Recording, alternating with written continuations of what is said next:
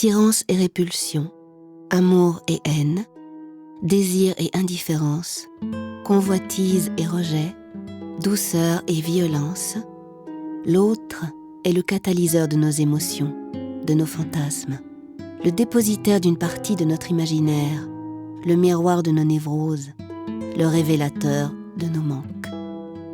Rassurant et dangereux, il est celui que nous recherchons, que nous fuyons, que nous courtisons, que nous tuons, symboliquement du moins. Sans le vouloir, sans le souhaiter, il brise nos limites, nos espoirs, les points d'ancrage que nous avions patiemment élaborés au cours de l'enfance, en faisant naître ces histoires de princes et de princesses que nos proches nous contaient. L'autre, multiplié à l'infini de nos relations, est l'objet privilégié sur lequel nous projetons nos rêves d'une vie parfaite et idéale. Et nous le condamnons parce qu'il est comme nous, tout simplement humain. Nous l'accusons de tous nos maux, car il est plus facile de voir la paille qui se trouve dans l'œil du voisin que la poutre qui aveugle le nôtre, comme il est écrit dans la Bible. Nous le détestons parce qu'il ne pourra jamais répondre à nos attentes, parce qu'il ne peut réparer les blessures de l'enfance et que là n'est pas son rôle. Les enseignements bouddhistes disent que nous sommes tel un lotus qui croît dans une mare boueuse.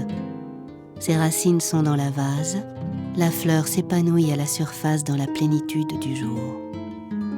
Cette plénitude ne peut être atteinte sans l'aide de ceux qui nous entourent. Nous ne sommes en effet qu'une mosaïque d'influences complexes qui ne se construit que grâce aux expériences partagées avec ceux dont nous traversons et habitons les vies.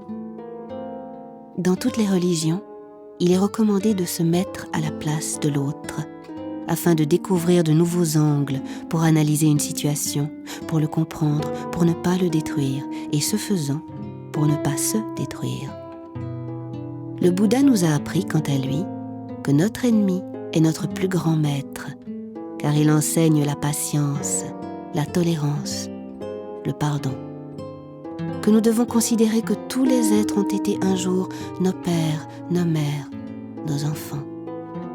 Lien du sang qui nous oblige à nous relier en conscience à ces autres parties de nous-mêmes que nous vivons comme séparées.